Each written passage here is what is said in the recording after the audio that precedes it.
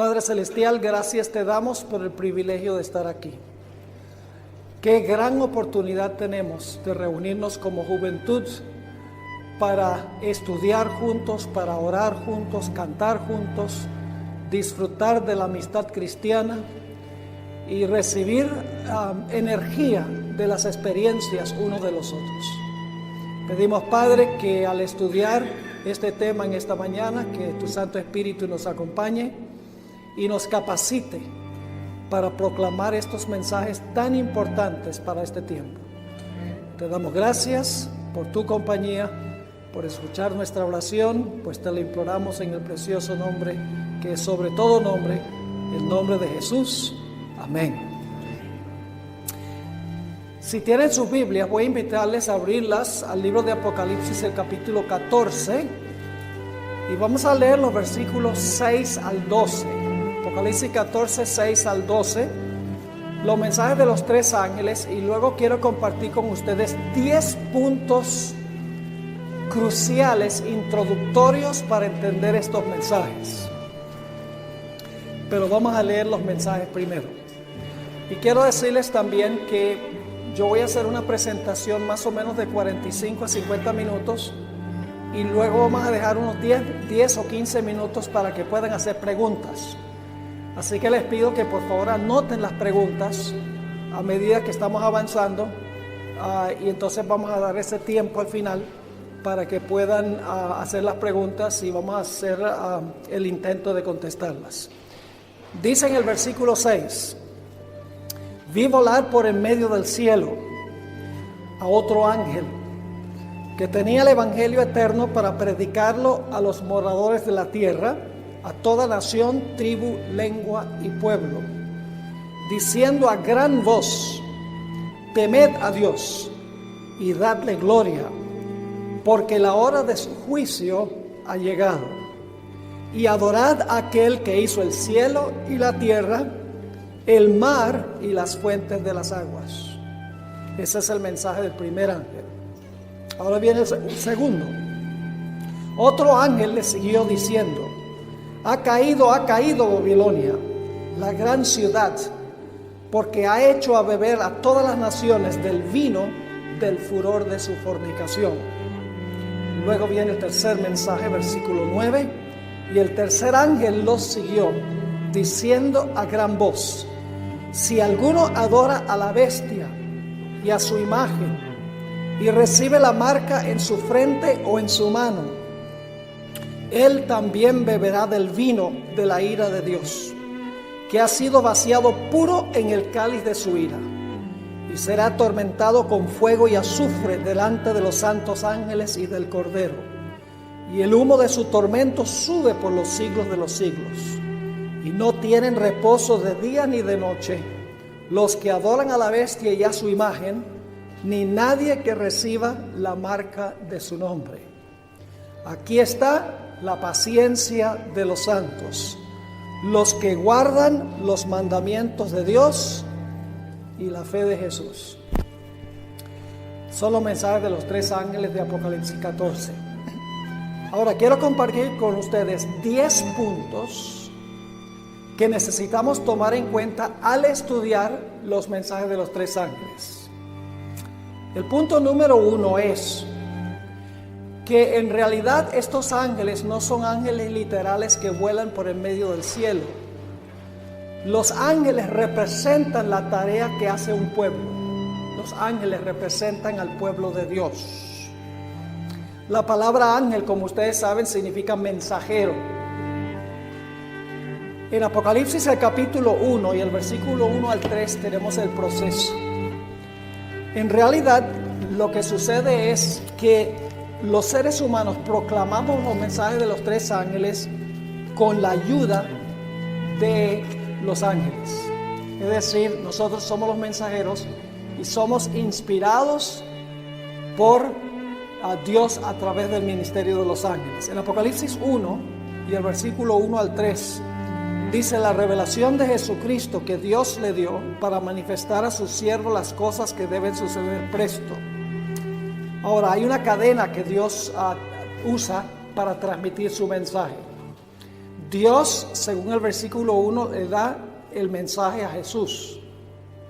Jesús se lo da al Espíritu Santo, porque cada mensaje de cada iglesia dice: el que tiene oído, oiga lo que el Espíritu dice a las iglesias. Si el Padre se lo da a Jesús, Jesús le da el mensaje al Espíritu Santo, y el Espíritu Santo dice en la última parte del versículo 1, enviándola por su ángel a Juan su siervo. Es decir, la cadena es el Padre, al Hijo, al Espíritu Santo, al ángel, y luego sigue diciendo que el ángel le da el mensaje ¿a quién? A Juan. Y luego, ¿qué hace Juan? En el versículo 4 dice: Juan a las 7 iglesias que están en Asia. Es decir, Juan manda el mensaje a la iglesia. Y luego, ¿qué debe hacer la iglesia? La iglesia debe tomar el mensaje que les mandó Juan y transmitirlo al mundo. Es decir, los ángeles ayudan al pueblo de Dios a proclamar el mensaje al mundo.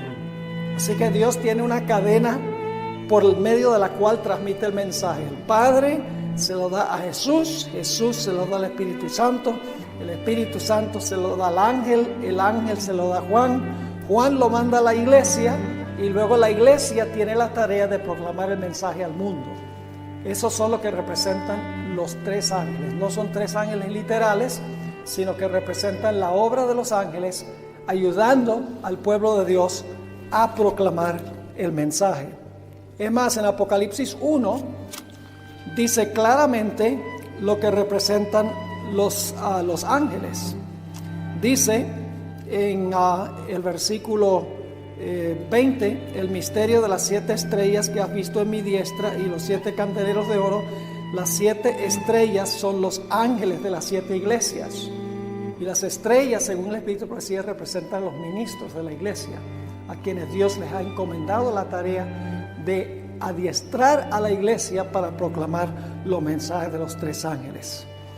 Ahora, es interesante notar que, por ejemplo, en el libro de Hechos de los Apóstoles, los ángeles ayudaron a proclamar el mensaje. ¿Recuerdan la experiencia de Cornelio?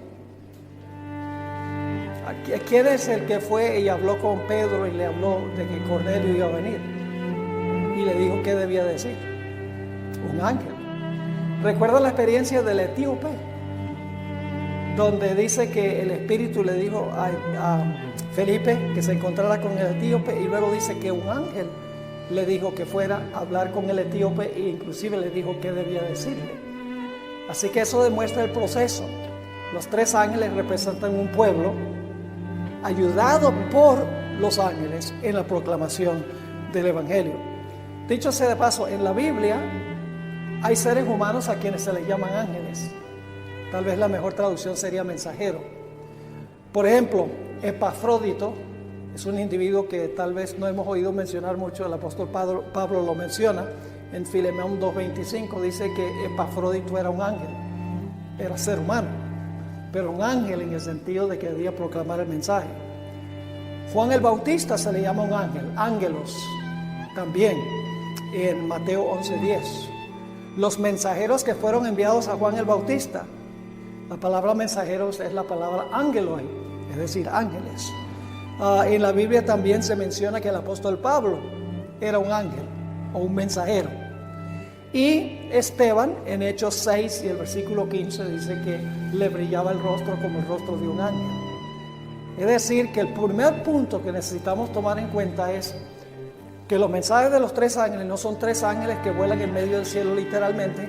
Los 3 ángeles representan el pueblo de Dios ayudado por los ángeles para proclamar estos mensajes. Ahora, el segundo punto que quiero que notemos es que dice, si van conmigo, Apocalipsis 14 nuevamente, un detalle muy importante aquí. Apocalipsis 14, y voy a leer el versículo 6. Dice, y vi otro ángel volar por el medio de ¿dónde? Por el medio del cielo. Esto quiere decir que es un mensaje de origen ¿qué? De origen celestial. No solamente mensaje de origen celestial, sino que la Biblia enfatiza la velocidad a la cual con la cual los ángeles vuelan. En Ezequiel 1, 13 y 14, por ejemplo, dice que los ángeles vuelan a la velocidad del relámpago. Es decir, que cuando dice que 3 ángeles vuelan en medio del cielo, significa que es un mensaje celestial y que también es un mensaje que debe proclamarse velozmente a través de todo el mundo. Es decir, punto número 1, los mensajes de los 3 ángeles no son 3 ángeles literales, es un pueblo ayudado por los ángeles para proclamar este mensaje final de Dios. En segundo lugar, el mensaje son 3 ángeles que vuelan en el cielo, vuelan como el relámpago. El mensaje es un mensaje celestial que debe ir con la rapidez del relámpago a todo el mundo. El siguiente punto es que se usa una palabra muy interesante en el mensaje del primer ángel y en el mensaje del tercer ángel. Dice en el mensaje del primer ángel, vi otro ángel volar por en medio del cielo, y luego dice en el versículo 7, diciendo en alta voz. Es decir, el mensaje de los 3 ángeles se proclama ¿cómo? Se proclama con poder y con autoridad. La palabra que se usa allí en alta voz es la palabra megafone. ¿Qué palabra en español viene de megafone? Megáfono. ¿Sabes lo que es un megáfono? El aparato que usan los directores de conquistadores en un camporí. Empujan un botón y hablan y amplifica la voz. Esa es la palabra que se usa aquí, megáfono. Yo pregunto, ¿el megáfono suena bien fuerte? ¿Cómo no? Así que en el mensaje del primer ángel dice a gran voz, y luego en el mensaje del tercer ángel dice también en el versículo 9, y el tercer ángel lo siguió diciendo en alta voz, es decir, con voz de megáfono. Es decir, los mensajes de los 3 ángeles no se deben proclamar así en forma débil, en forma nada más hablándolos. Hay que proclamarlos con una voz alta y con autoridad. El siguiente punto es que estos mensajes son globales. Noten Apocalipsis 14 y el versículo 6 nuevamente, Apocalipsis 14, 6. Vi otro ángel volar por en medio del cielo que tenía el evangelio eterno para predicarlo a los que moran en la tierra. ¿Y a dónde va este mensaje? A toda nación, tribu, lengua y pueblo.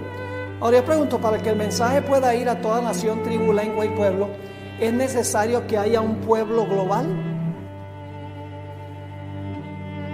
¿Sería necesario tener una iglesia que tiene presencia en todo el mundo para proclamar los mensajes globalmente? ¿Cómo no? Es decir, esto nos indica de que se necesita un pueblo, se necesita una iglesia de alcance global para poder proclamar los mensajes a nivel global. Esto nos demuestra que en realidad la única iglesia en el mundo que tiene la infraestructura para poder cumplir este cometido es la iglesia adventista, porque la iglesia adventista básicamente tiene presencia global, tiene presencia en todas partes del mundo. Es más, yo creo que Dios estableció nuestra organización con el fin y el objetivo de plantar a nuestra iglesia en todo país del mundo para que se pueda cumplir este cometido de predicar estos mensajes de los 3 ángeles globalmente. Se necesita un remanente global para predicar este mensaje global. Es decir, el siguiente punto es que los mensajes de los 3 ángeles tienen que ir a todo el mundo, y para ir a todo el mundo se necesita presencia en todos los países del mundo, gente que habla en los diferentes idiomas, en las diferentes culturas, moverse en los diferentes países del mundo. Ahora, el siguiente punto es muy importante, y es que estos mensajes tienen un orden.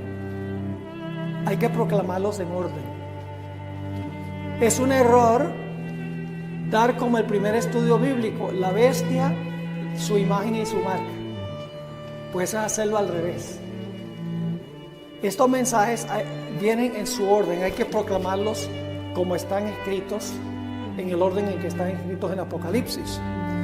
Fíjense nuevamente Apocalipsis 14. Primero habla de otro ángel que vuela, lleva el evangelio eterno a todo el mundo. Y luego dice en el versículo 8 y otro ángel les siguió diciendo. Es decir, estos tres ángeles no están volando todos paralelos, juntos. No, primero vuela un ángel y luego entonces se le une otro ángel. Y luego noten lo que dice el versículo 9. Y el tercer ángel los siguió diciendo. ¿Ve? Primer ángel vuela, presenta su mensaje, luego se une un segundo ángel y presenta su mensaje, y luego se une un tercer ángel, y entonces ahí los tres vuelan juntos. Pero los mensajes hay que proclamarlos en su orden. Permítanme mencionarles por qué. El mensaje del segundo ángel dice que Babilonia cayó e invita a los que están en Babilonia a salir de Babilonia. Ahora, la pregunta clave es: ¿por qué deben salir de Babilonia?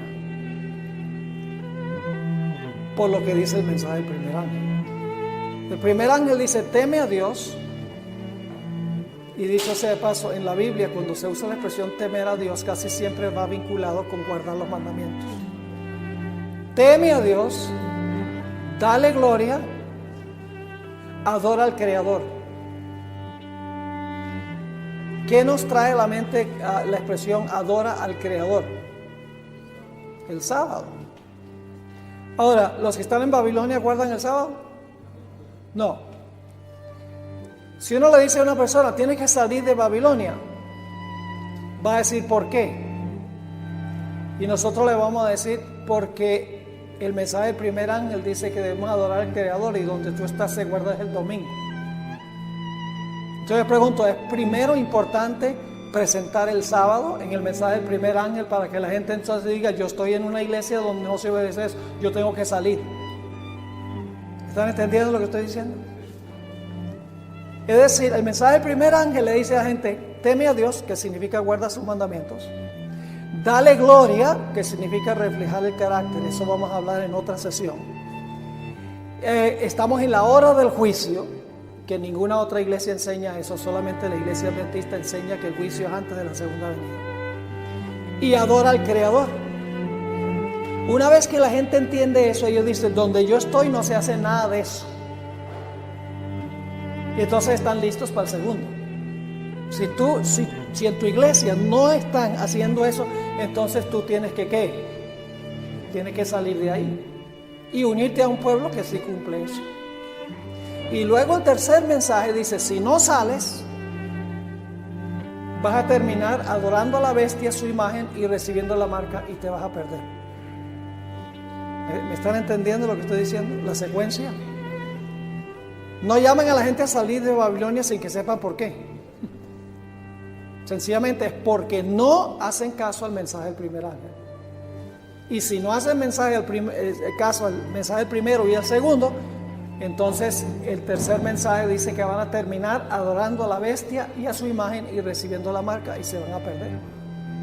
Es decir, este punto es que los mensajes de los tres ángeles hay que proclamarlos en su orden correcto. Primero el evangelio eterno, luego lo que significa temer a Dios, darle gloria a Dios, la hora de su juicio ha llegado, adora al Creador. Y entonces la gente dice, en mi iglesia no se hace nada de eso, así que yo estoy en el lugar equivocado. Y ahí ya se les puede decir, estás en el lugar equivocado porque Babilonia cayó, tienes que salir de ahí.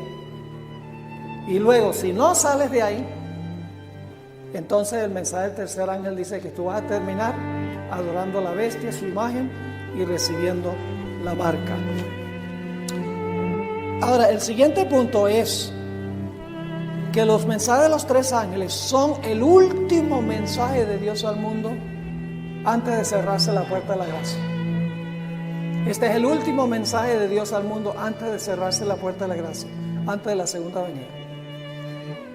Y la gente se pregunta, ¿cómo sabe que este es el último mensaje de Dios al mundo? Es muy sencillo.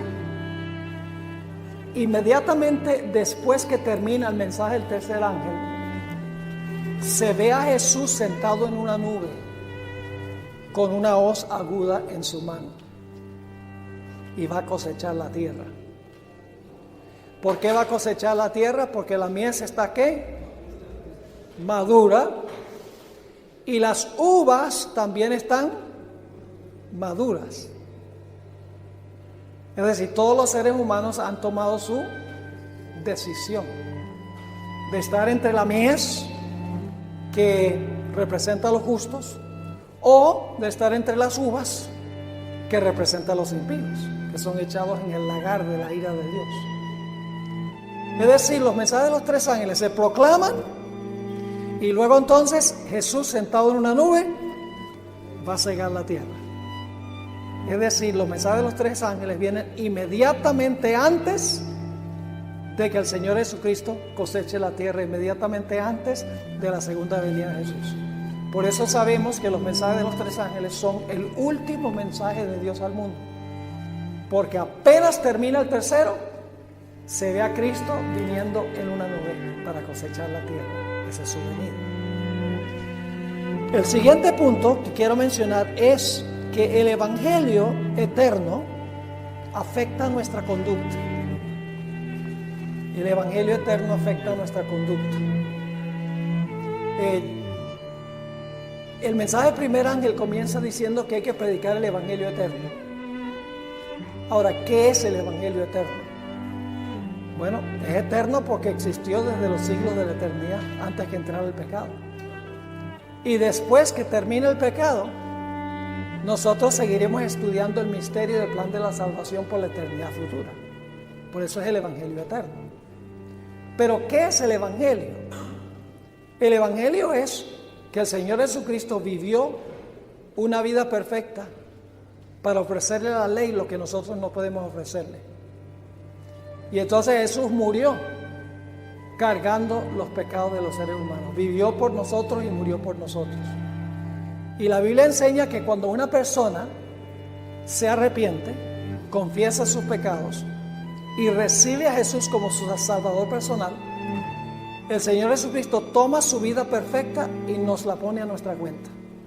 Y Dios nos mira a nosotros en Cristo. No nos mira a nosotros, sino que mira a Jesús.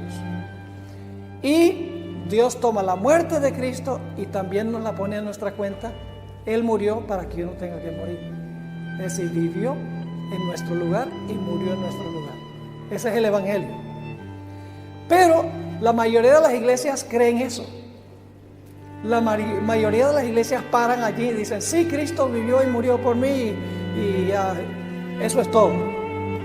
Pero el mensaje del primer ángel, escuchen bien, después que se dice que el Evangelio eterno debe ir a toda nación, tribu, lengua y pueblo, luego nos dice cuál es la reacción de las personas que reciben el Evangelio eterno. Porque el primer ángel dice, temed a Dios. Es decir, los que han recibido el Evangelio, ¿qué van a hacer?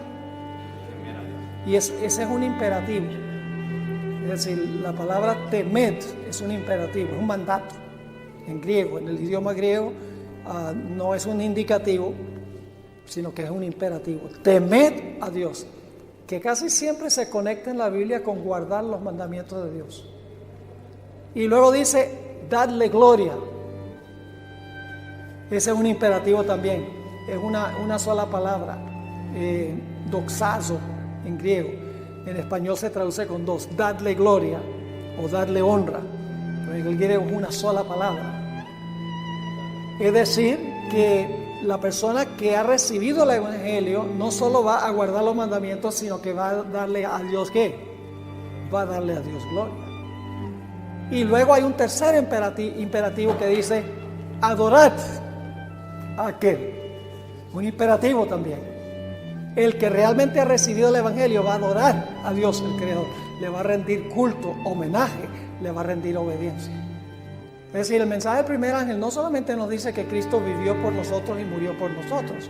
El mensaje del primer ángel dice, como resultado de haber recibido el Evangelio, tú debes temer a Dios, debes darle gloria y debes adorar a Dios. Es decir, los mensajes de los tres ángeles no solamente enfatizan lo que Cristo hizo por nosotros, sino lo que Cristo hace en nosotros. Nuevamente, este punto es que el Evangelio eterno afecta nuestra conducta, nuestro diario caminar.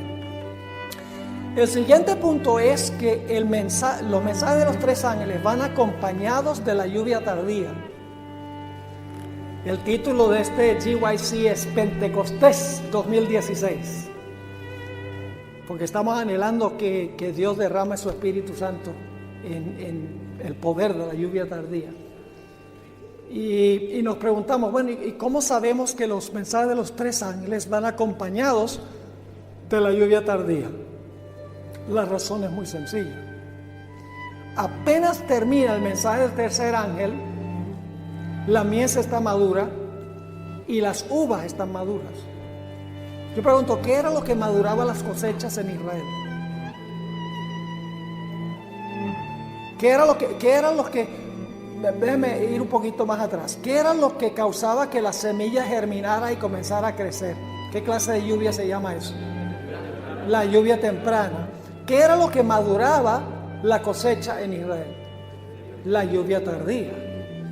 Era con el propósito de terminar y completar el proceso, de madurar la cosecha. Y es interesante que apenas el tercer mensaje se proclama, dice, la mies está madura y las uvas también están maduras. Eso indica que los mensajes de los tres ángeles estaban acompañados ¿de qué?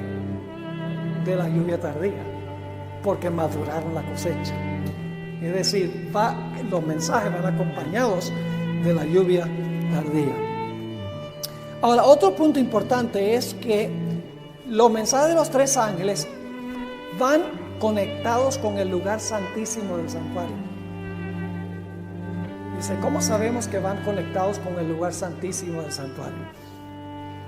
Bueno, la expresión temed a Dios va vinculada con los mandamientos de Dios. Pero no solo eso, el mensaje del tercer ángel termina diciendo, aquí están los que ¿qué? Los que guardan los mandamientos de Dios. Ahora yo pregunto, ¿dónde se encontraban los mandamientos de Dios? En el arca del pacto, en el lugar santísimo. El mensaje del primer ángel nos dice que debemos adorar al Creador. ¿Cuál es la señal del Creador? ¿Y a dónde se encontraba en el santuario el sábado? En los 10 mandamientos que estaban en ¿qué apartamento? En el lugar santísimo. El mensaje del primer ángel dice, la hora de su juicio ha llegado. En Israel, ¿qué día era el día del juicio? El Yom Kippur, el día de expiación. ¿Y en qué apartamento se hacía eso? Entonces los mensajes de los tres ángeles están conectados ¿con qué? Con el lugar santísimo del santuario. Es más, yo les voy a demostrar en las sesiones subsiguientes que Apocalipsis 11:19 introduce todo el resto del libro. Desde Apocalipsis 12 al 22, el centro de enfoque es el lugar santísimo. Y el 11:19 nos introduce la última mitad del libro, capítulo 12 al 22. Y fíjense lo que dice el capítulo 11:19, dice, y el templo de Dios fue abierto en el cielo. ¿Y qué se vio? Y el arca de su testamento fue vista en su santuario o en su templo. Es decir, ese versículo introduce todo el resto del libro. Todo el resto del libro, el enfoque, el énfasis va a ser lo que sucede en el lugar santísimo del santuario. Y eso lo vamos a mirar en la siguiente sesión. Así que es importante recordar que los mensajes de los tres ángeles tienen como centro de enfoque el lugar santísimo del santuario.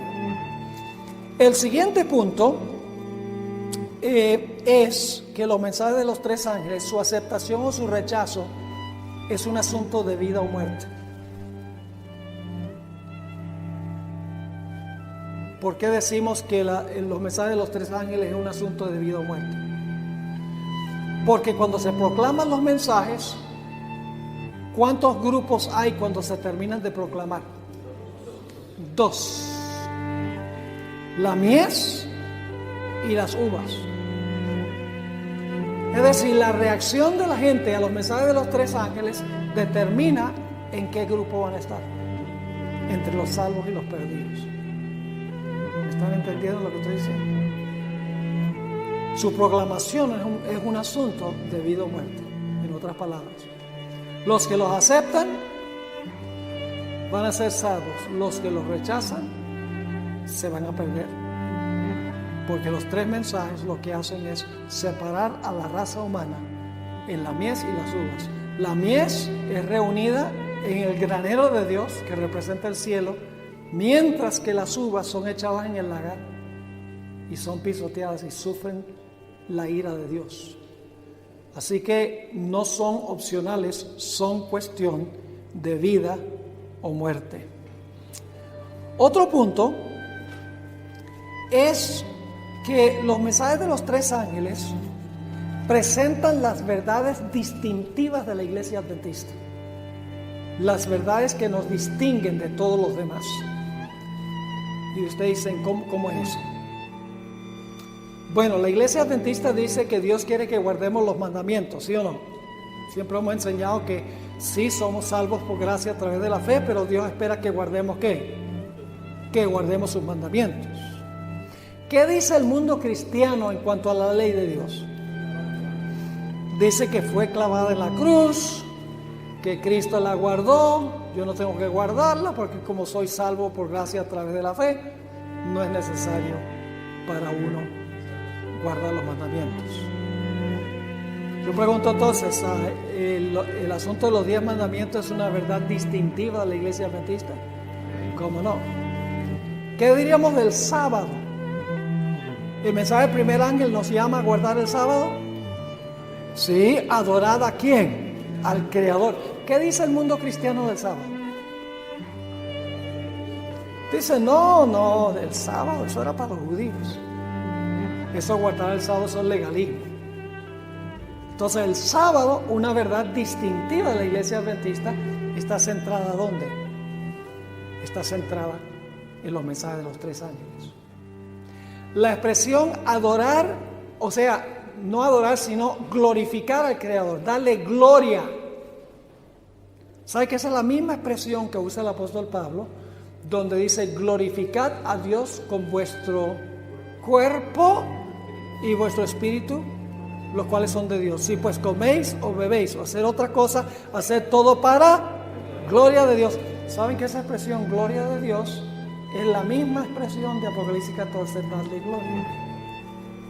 ¿Qué dice el mundo cristiano en cuanto a la necesidad de cuidar la salud? Generalmente, ¿qué dice, por ejemplo, en cuanto al asunto de comer carne de puerco? Lo que Dios declaró limpio, no lo declares tú inmundo. La oración santifica todo, inclusive la chuleta de cochino. Eso es lo que dice el mundo cristiano. Pero el mensaje del primer ángel nos dice que debemos glorificar a Dios, que no significa solo glorificarlo con nuestro carácter, sino que significa glorificarlo con nuestro cuerpo físico, cuidando nuestra salud. Pero el mundo cristiano dice no. Ahora, ¿qué dice el mundo cristiano en cuanto al juicio?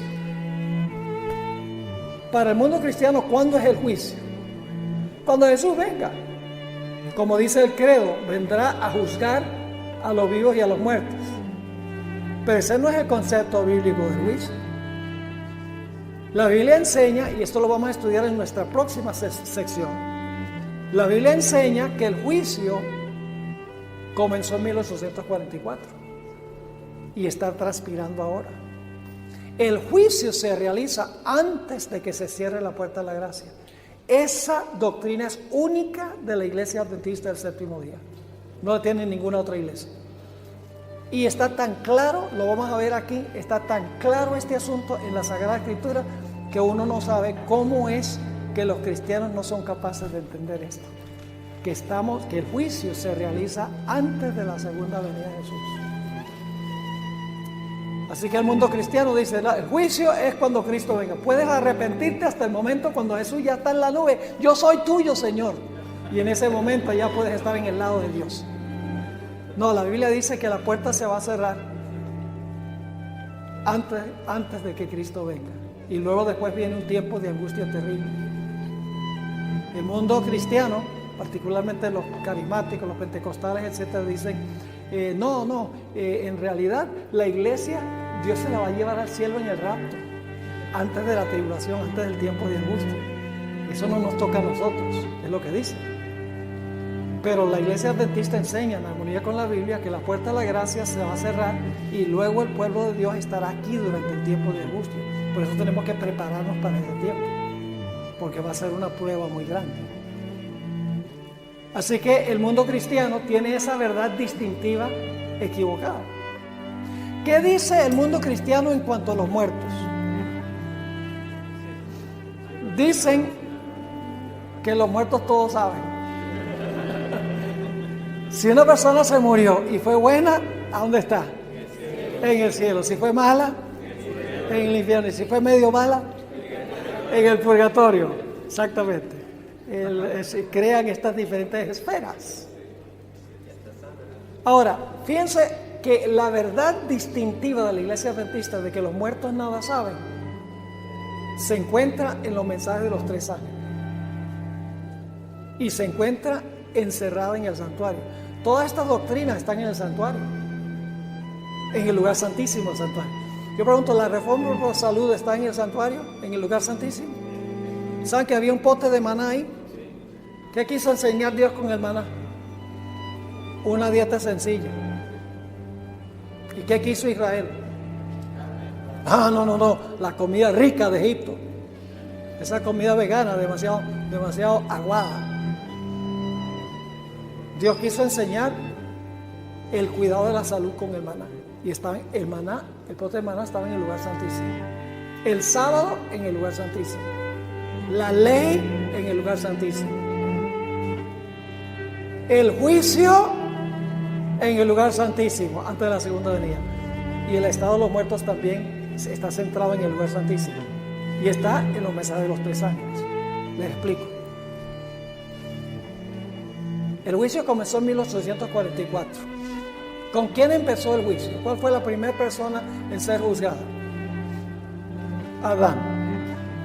La hermana White dice en el conflicto de los siglos que comenzando con los que primero vivieron sobre la tierra. No con algunos dicen, no empezó con Abel. No es con los que primero murieron, sino con los que primero vivieron sobre la tierra. Y Adán sería el primero. Así que ¿cuándo fue juzgado Adán? Fue el primero en ser juzgado en 1844. Entonces yo pregunto, ¿dónde estaba Adán hasta 1844? ¿En el cielo? No. ¿Cómo iba a ir al cielo antes de que lo juzgaran? ¿Me están entendiendo? El creer que el juicio comienza en cierta fecha y que Adán fue el primero en ser juzgado indica que ni Adán ni nadie más va a ir al cielo hasta que su caso se examine en el juicio. Así que cuando la Biblia dice la hora de su juicio ha llegado, que es el 22 de octubre de 1844, significa que ahí comienza a decidirse quién va a ir al cielo y quién no. Lo cual significa que la gente no se fue para el cielo cuando se murió, sino después que se juzga su caso cuando Jesús venga. Eso indica que los muertos están ¿qué? Que los muertos están muertos hasta que su nombre surja en el juicio. Es decir, el estado de los muertos está también contenido en el lugar santísimo y en los mensajes de los 3 ángeles. El último punto que quiero mencionar es que los que hagan caso particularmente al mensaje del tercer ángel van a pararse victoriosamente sobre el monte de Sión con el Señor Jesús. Ahora yo pregunto, el mensaje del tercer ángel dice que no debemos adorar a la bestia, ni su imagen, ni recibir su marca.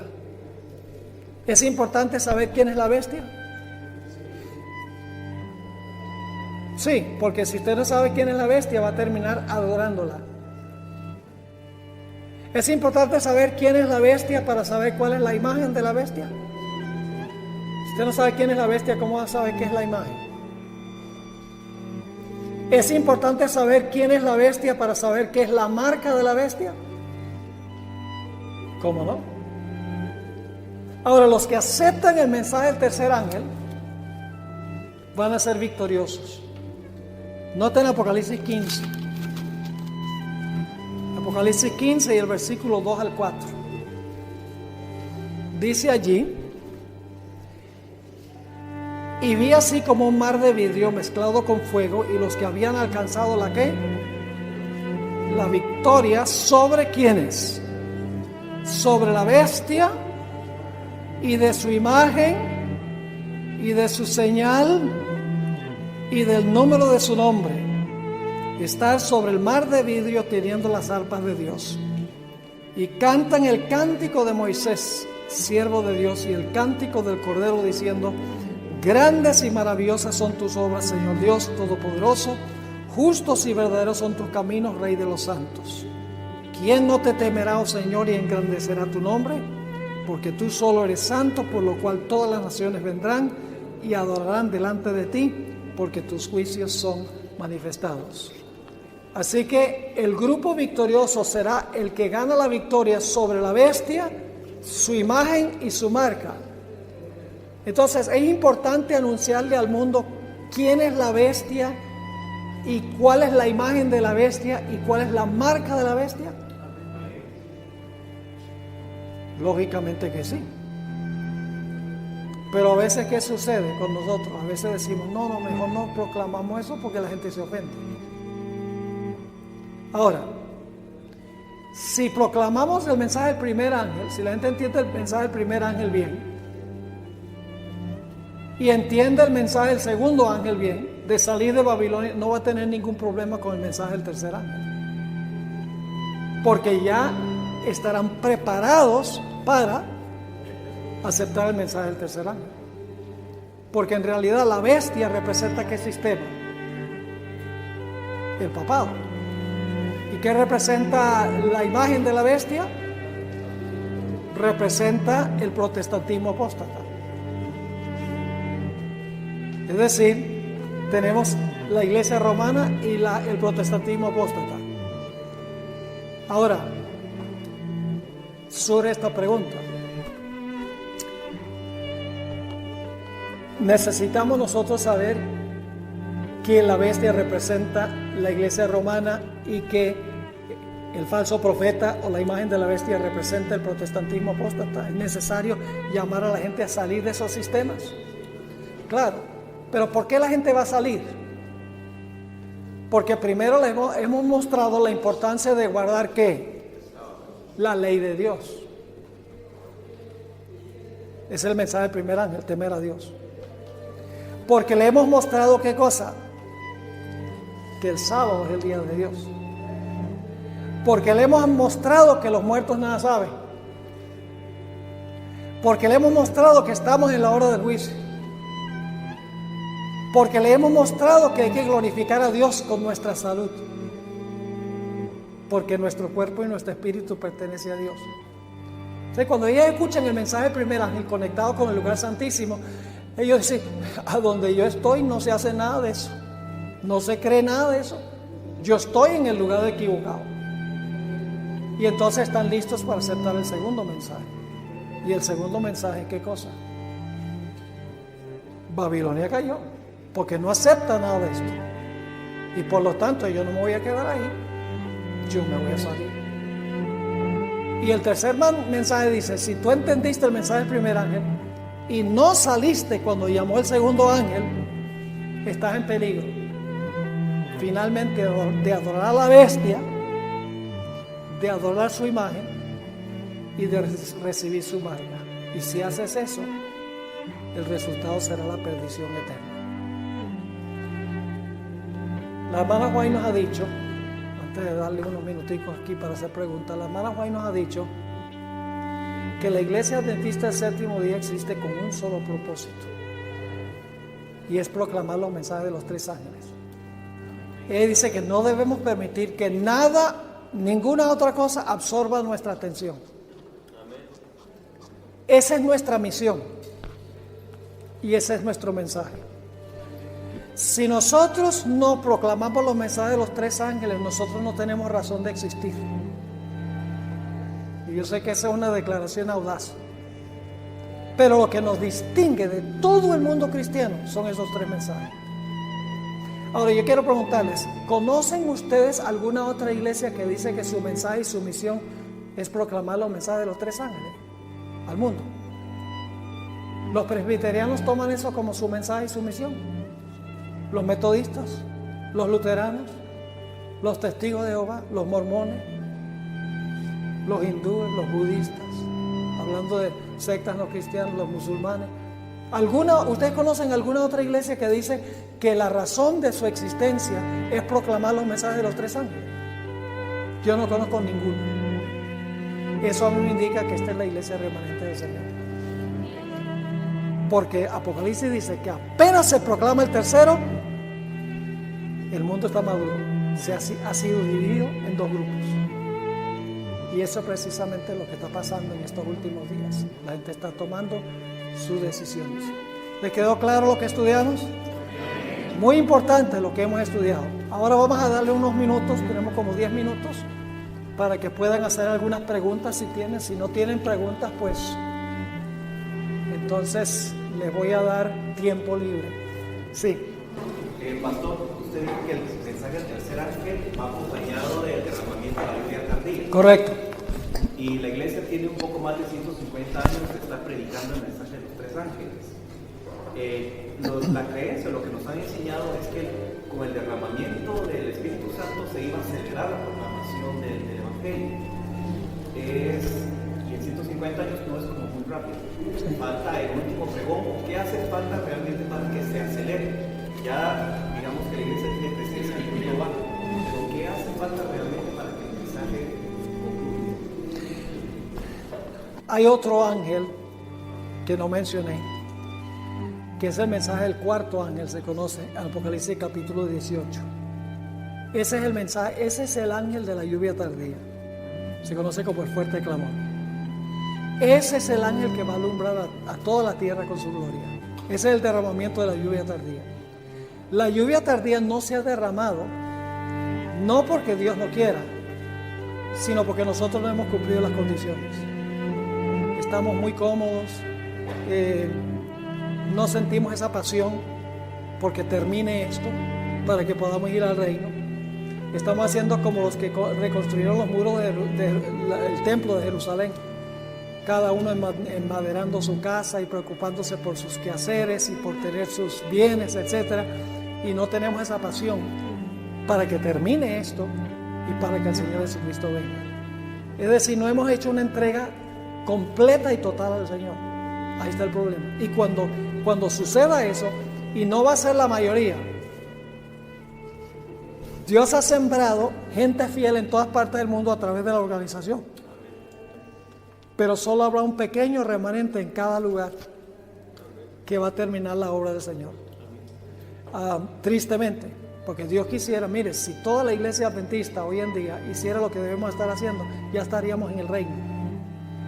Pero hace falta, es como por ejemplo cuando una batería de un automóvil se debilita, ¿qué necesita? Hay que ponerle cables para recargar la batería. Pues el mensaje del cuarto ángel es la recarga que se le da a la batería, porque nos hemos acomodado básicamente a la cultura y a las costumbres del mundo. Sí. ¿Contesta eso la pregunta? Sí, hermano. Tengo un aporte, algo que vi y una pregunta. Recuerdo otro mensaje suyo en donde usted menciona de que la progresión de Daniel 2 es de oriente a occidente. Uh-huh. Y me llamó la atención de que el mensaje de Apocalipsis 14 comienza tierra, nación, tribu, lengua y pueblo. En contraposición con Apocalipsis 13 está al revés: tribu, pueblo, lengua, nación, y en el verso 11, tierra.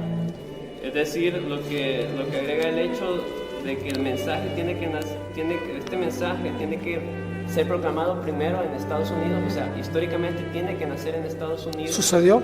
Así sucedió, es decir, porque empieza en la tierra y luego va a toda nación, tribu, lengua y pueblo. Es decir, al revés de cómo comenzó el caso de Apocalipsis 13. Ahora, otra pregunta, la pregunta que tengo es, el juicio comenzó para nosotros, nuestra interpretación, en 1844. Una vez alguien me preguntó, me hizo una pregunta bien curiosa y me dijo, ok, me dice, si el juicio empezó en 1844, me dice, porque la obra de la redención aún no estaba concluida. Exactamente, ¿verdad? Es lo que creemos, que la obra de la redención no se concluyó en el Calvario, es decir, no se terminó, faltaba la obra de expiación. Y entonces me preguntó, ¿y por qué Jesús dijo, consumado es en la cruz? Es una buena pregunta. ¿Oyeron la pregunta que él hizo? Para el mundo cristiano todo terminó en la cruz. Déjenme mencionar que la provisión de la salvación se completó en la cruz. Porque Cristo había vivido una vida sin pecado que yo puedo reclamar como mía. Y porque Jesús había muerto por los pecados de toda la raza humana, pagando la deuda de todos los seres humanos. Es decir, la vida perfecta y la muerte de Cristo son una provisión perfecta y completa para la salvación de cada ser humano que jamás haya vivido en la historia del planeta. Pero eso, cada individuo tiene que aceptarlo y recibirlo personalmente. A través del arrepentimiento, la confesión del pecado y reclamar a Cristo como Salvador personal. Es decir, que lo que fue Jesús a hacer al cielo, después que murió en la cruz, cuando ascendió al cielo para hacer una obra intercesora, es para representar a todas las personas que reclaman lo que Él hizo a través de su vida y su muerte. El mundo cristiano no enfatiza ese punto, que nada más porque Cristo vivió y murió por todos no significa que todos se van a salvar.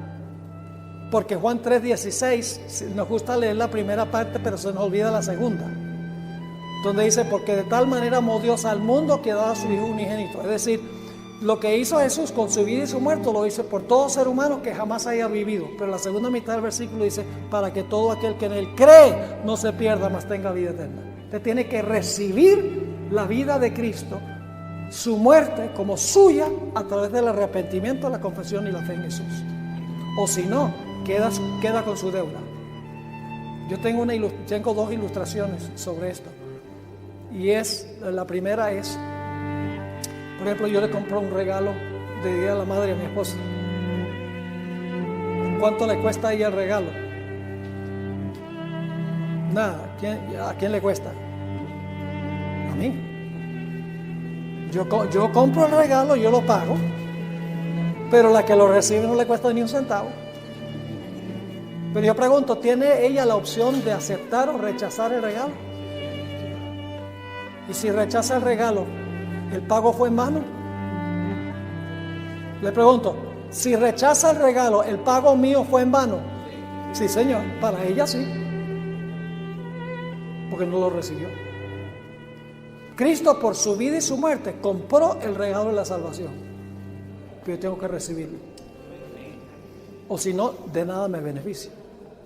Uso otra ilustración de lo que yo llamo el banco del universo. Es un banco que le pertenece a un multicuatrillonario. Tiene suficiente dinero en ese banco para pagar todas las deudas de todos los seres humanos que jamás hayan vivido en el planeta, y deudas de tarjetas de crédito, deudas educativas, deudas de automóvil, de la hipoteca, todo. Depositó suficiente dinero en ese banco para cancelar las deudas de todos los seres humanos. ¿Cuántos creen ustedes que irían a ese banco? Habría una cola que le daría vuelta varias veces al mundo. Sí, yo puedo ir a reclamar el capital ahí en el banco que depositó este individuo para pagar todas mis deudas, yo me pongo en cola. Pero solo hay una condición: el capital está ahí, pero usted tiene que venir a reclamarlo. Es decir, tiene que hacer cola, tiene que venir al banco y tiene que pedir el capital. ¿Qué sucede si usted no viene a buscar el capital? Queda endeudado, ¿verdad que sí?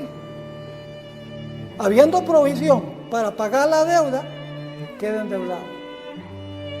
Cuando Jesús vivió y murió, Él depositó suficiente capital en el banco del cielo para salvar a todo ser humano que jamás haya vivido. Pero usted tiene que venir al banco a sacar la plata. Usted tiene que venir al banco para reclamar su vida y para reclamar su muerte como suya. Si no hace eso, a pesar de que todo el capital está ahí, queda endeudado por no reclamar el pago. ¿Me estoy explicando? Es decir, si la provisión de salvación fue completa, Cristo no tiene que vivir una vida perfecta otra vez en nuestro lugar porque ya lo hizo. No tiene que morir por nuestros pecados porque ya lo hizo. El capital está en el banco. Lo único que falta es descubrir quién va a reclamar el capital. Y en nuestro evangelismo el propósito es decirle a la gente, mira, el capital está allí, reclámalo, ven al banco. A través del arrepentimiento y la confesión del pecado y la fe en Jesús. Dile a Jesús, yo soy un miserable pecador, pero Señor, tú viviste una vida en mi lugar, moriste tu muerte en mi lugar, reclamo eso, Señor. Y Jesús toma su vida y su muerte y nos lo pone a nuestra cuenta y nos mira como si nunca hubiéramos pecado. Yo pregunto, ¿creen ustedes que por gratitud vamos a querer vivir por Él? Al ver lo que Él pagó, ¿creen que vamos a querer vivir para Él? Lógicamente. La vida santa es porque nosotros apreciamos que Jesús se haya vivido y haya muerto por nosotros. Es decir, la motivación es la gracia y el amor de Jesús para con nosotros. La bondad de Dios nos lleva al arrepentimiento, dice el apóstol San Pablo. Y en la historia del hijo pródigo está claramente ilustrado. Cuando el hijo pródigo está inmiscuido en el pecado allá con las rameras, gastando el dinero del padre y todo, dice, ay, me acuerdo de cuán bueno era mi papá. La bondad del padre es lo que lo atrae y lo que lo lleva a arrepentirse. El arrepentimiento no es algo que yo hago. Dios da el arrepentimiento. En Hechos 5:31 dice, Dios da arrepentimiento. Porque cuando yo veo a Cristo en la cruz y veo que vivió una vida perfecta, yo digo, ay, miserable que soy yo, pero gracias, Señor Jesús. Y entonces yo no voy a querer seguir viviendo una vida que puso a Cristo en la cruz. ¿Me están entendiendo lo que estoy diciendo? Entonces son lo que las personas no entienden en realidad. Y fíjense, ¿saben cuál es el propósito del juicio? El propósito del juicio es determinar si nuestro arrepentimiento fue genuino o no. Yo pregunto, ¿todo arrepentimiento es genuino? ¿O hay gente que tiene lágrimas de cocodrilo? ¿Hay cristianos que tienen lágrimas de cocodrilo? Claro. Yo pregunto, ¿puede Dios revocar el perdón? Una vez que Dios perdona, ¿puede Dios revocar ese perdón? Sí, Señor. En el juicio se determina si el reclamo que usted hizo fue sincero o no, si usted se arrepintió en verdad o no. ¿Y sabe lo que demuestra si nuestro arrepentimiento es genuino o no? Nuestra vida. Por eso somos salvos por gracia a través de la fe, pero seremos juzgados por obras, porque las obras demuestran si la fe fue genuina o no. Es como un esposo que dice, ay, yo amo tanto a mi esposa y la golpea.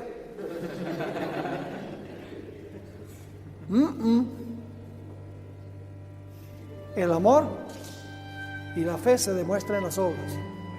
No somos salvos por obras, somos salvos por gracia a través de la fe, pero es una fe que obra. Y si no obra, no es fe. ¿Entiendes lo que estoy diciendo? Ok, ¿cuánto tiempo tenemos todavía? ¿Cuánto? ¿15 minutos? Ah, tenemos mucho tiempo entonces. Sí. Solo una, el tiempo del ángel de la ayuda tardía, hay un tiempo, un paso. Hay un tiempo para el derramamiento de la lluvia tardía, sí, pero no hay ninguna fecha que ha sido establecida. Pero será cortísimo. Será un periodo corto, sí, porque en realidad la lluvia tardía va acompañada del fuerte clamor. El fuerte clamor es el último llamado para la gente a salir de Babilonia, porque dice que desciende el ángel, toda la tierra es llena de su gloria, y entonces dice con voz potente: ha caído Babilonia, se ha convertido en guarida de...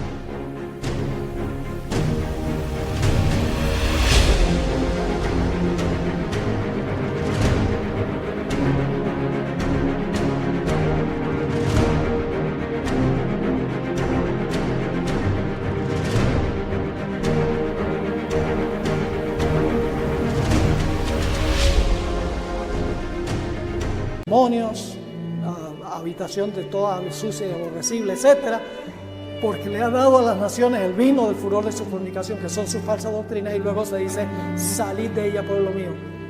Y en ese momento la gente va a decidir si va a salir de Babilonia o no. El último llamado, el mensaje poderoso. Y en ese será un corto tiempo donde toda la gente del mundo va a decidir estar entre la mies o entre las uvas. Y cuando todos hayan decidido, la puerta de la gracia se va a cerrar. Y ese va a ser el enfoque, en realidad, el mayor enfoque de lo que vamos a estudiar aquí, de ahora en adelante, tiene que ver con lo que va a ocurrir cuando terminen de proclamarse los mensajes de los tres ángeles. Vamos a estudiar algunas historias tremendas de la Escritura que ilustran la terminación de los mensajes de los tres ángeles, el cierre de la gracia, el tiempo de angustia y la liberación final del pueblo de Dios. Allá atrás y luego entonces acá. Sí, hermano. Tengo una duda acerca de la fecha de Cristo. Necesitaba que ¿qué pasó con si Adán fue el primer hombre? No, ¿qué pasó con Es una buena pregunta. No tengo una sí dice Jehová sobre esto, pero dice en 2 Corintios 5, porque es menester que todos nosotros comparezcamos ante el gran tribunal de Cristo. Cuando llegue su turno, aunque fueron llevados al cielo antes, el jurado celestial va a poder contemplar sus vidas y se va a dar cuenta que en realidad recibieron a Cristo como Salvador y que merecen estar allá. Tienen que pasar por el juicio. Lo que pasa es que fueron llevados preliminarmente allá. Y cuando resucitó Moisés, cuando vino Miguel y tuvo la batalla con el diablo, la batalla era que Satanás decía: mire, Moisés golpeó la roca 2 veces, te desobedeció, y la paga del pecado es muerte, es mío. Y Miguel le dijo: sí, pero se arrepintió de su pecado y pidió perdón, y yo lo perdoné por la sangre. Y dice el diablo: ¿cuál sangre? Si tú no has muerto todavía. Y Jesús le dice: sí, pero voy a morir. Es decir, Cristo llevó a Moisés al cielo basado en la promesa de su muerte, y por eso el juicio será en su turno, se examinará y Dios demostrará que fue justo en llevárselos. Acá Es muy parecida a esta pregunta porque el juicio preadvenimiento creemos que empezó a partir de los muertos, ¿verdad? A partir de Adán. Entonces mi pregunta era: ¿cómo Adán, como todos los demás, lo que Pablo dice, todos compadecerán ante el tribunal de Cristo? ¿Cómo ellos compadecieron ante el tribunal de Cristo si estaban ya muertos? es una excelente pregunta. Yo tengo una presentación completa sobre eso que ustedes pueden conseguir en YouTube. Todo lo que nosotros hacemos lo ponemos en YouTube para que la gente lo pueda ver y lo pueda bajar. El propósito es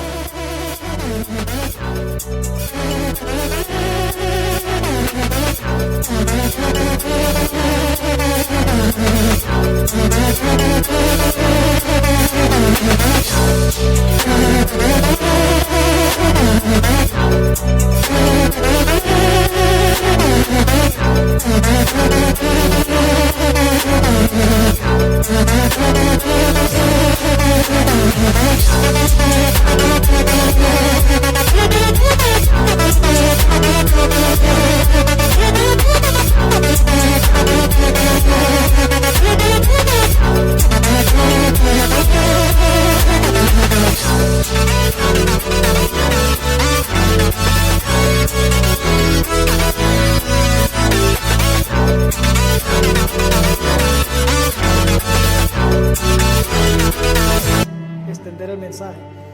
La pregunta que él hace es muy importante. ¿Cómo pudo Adán comparecer de primero en 1844 si estaba muerto, enterrado y desintegrado? La respuesta es muy sencilla, y es que Adán no compareció personalmente, sino que apareció a través de su DVD. Porque durante nuestra vida Dios está haciendo una copia exacta de nuestra vida en los registros celestiales. Ahora, debo decirles que en la época bíblica se hablaba de libros, porque ahí llevan registros. La hermana White, en el tiempo de la hermana White recién estaba comenzando la fotografía. Dicen, nuestras vidas están siendo fotografiadas en el cielo. Yo creo que si hoy se levantara un profeta, diría, nuestras vidas están siendo computarizadas en el cielo. Y la computadora nos ayuda mucho a entender el asunto del juicio. Porque en realidad lo que sucede es que Dios está fotografiando nuestra vida, básicamente. Está haciendo un DVD de toda nuestra vida por dentro y por fuera. Cada palabra, cada acción, cada motivo, cada pensamiento, cada sentimiento. Es decir, Dios tiene otro Esteban Borg en los registros celestiales. No está vivo allá ni nada, sino que es un registro, es una película, por así decirlo. Ahora, ¿qué sucede en el juicio? Tomemos el caso de Adán. El 22 de octubre de 1844 dice el Señor Jesús, ¿quién está de primero? ¿Quién hay que juzgar primero? Y entonces el libro de la vida tiene el orden en que la gente aceptó a Jesús como Salvador. Y entonces dice un ángel, Adán, preséntese ante el tribunal de Cristo. Y viene un ángel volando y trae el DVD de Adán. Se coloca en el DVD player con la pantalla grande y todo el jurado celestial mira la vida de Adán. En cierto sentido, Adán está presentándose vivo porque la película fue hecha mientras estuvo vivo. ¿Me están entendiendo? Él no está ya vivo, está muerto y enterrado hasta la resurrección.